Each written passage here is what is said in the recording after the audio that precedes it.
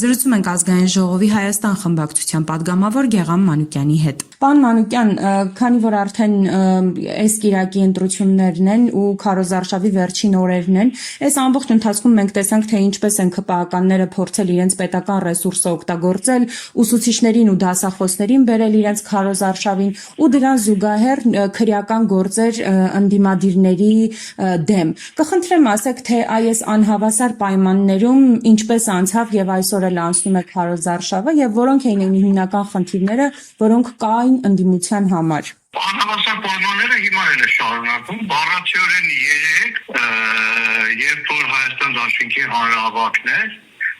իմ հարազատ քանակեր թաղամասից բազմաթիվ ծնողների ահազանգեր եղան, որ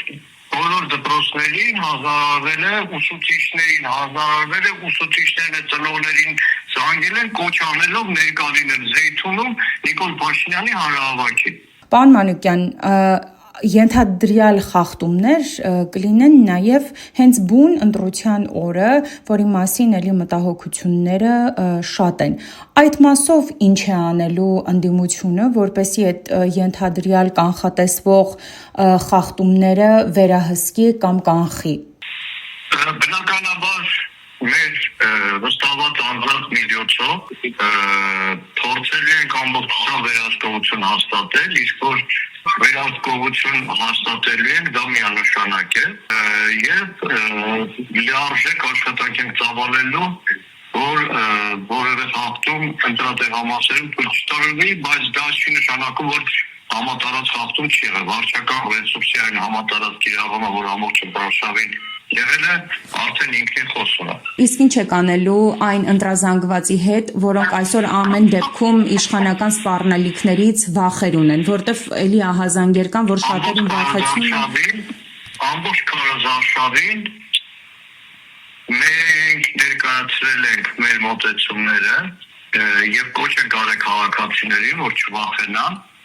որտեղ քվեարկությունը գաղտնի է լինում եւ քվեարկության գաղտնիությունը ապահովում է։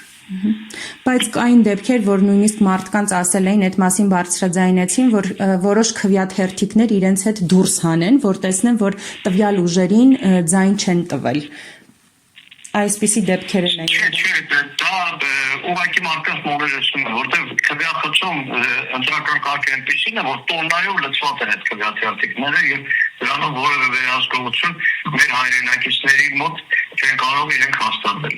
Պարոն Մանուկյան, եւս մեկ վերջին հարց, շատերը արդեն մտավախություն ունեն, որ հետընտրական process-ները շատ ավելի բարդ են լինելու եւ երկու դեպքում էլ եւ այս իշխանության վերընտրվելու պարագայում եւ չանցնելու պարագայում ինչ է լինելու ընտրություններից հետո եւ մեր հասարակությունը ինչ դեպքերի